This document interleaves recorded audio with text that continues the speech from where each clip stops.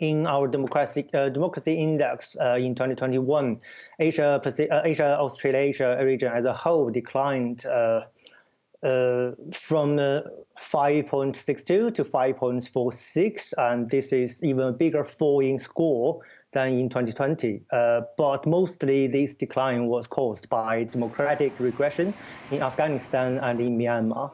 So this country actually forms two of the most prominent cases of worsening governance in 2021. The Taliban takeover in September 2021 actually cancelled the elections and severely curtailed civil liberties in that country. And female participation in politics are strictly banned, and sex segregation in public arena is strictly enforced. And in Myanmar, the military coup in February actually led to a draconian and violent crackdown on political opposition, on independent media outlets and civil organizations. And the country has since subsequently descended into a civil war. So all these formed a big driving force for the score decline in the democracy index in last year. And I imagine they'd be one of the two worst performing nations just more broadly right across the index. Indeed, the democratic regression in those two countries actually led to 28 and 31 positions fall in both countries, and these two countries joined North Korea at the bottom of the global ranking in 2021. Yeah. You paid special attention to China this time round. Of course, there'd been some hope that with the economic boom within China, that they would also perhaps move closer towards a democracy. But this really hasn't played out, has it? Indeed. Actually, the so-called China model strength lies in its ability to deliver economic growth, improvement in people's livelihoods, and social stability.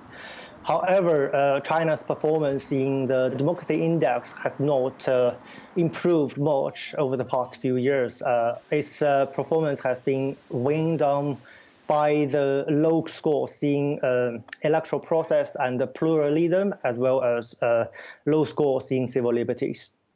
When we talk about China, of course, Taiwan is coming under increasing pressure from China, who wants to absorb it back into the mainland. Is it surprising that, in fact, Taiwan became more democratic? Taiwan is classified as a full democracy in the EIU's democracy index, and actually its performance moved up by 3 ranks to the 8th globally in 2021.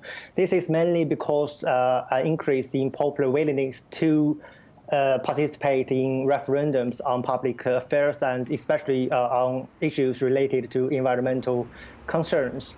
And this increased political participation and showed the vibrance of the local democracy. Indonesia, surprisingly, did improve after several years of decline. What made the difference for Indonesia?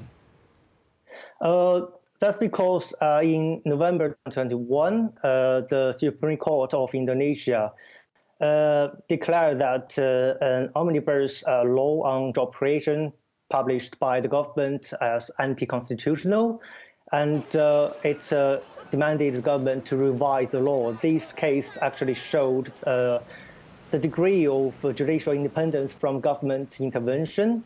Also, the decision by the President Joko Widodo to include a wide range of political figures in his cabinet, including former military leaders, religious figures, and as well as small political opposition parties leaders, is conducive to consensus building and compromise between different political forces in the country. So all this is quite a boost for the country's performance in the democracy index. More broadly speaking, what is your sense of whether democracy is under threat globally? Generally, the quality of democratic governance across the world has been waning, declining in the past 2 years. But a big reason was because the rise of the pandemic. And these has required the government to make a tough call between public health and civil liberties. And many government has chosen to restrict civil liberties for the cause of public health. And we think that when the threat of pandemic recedes, this situation will improve.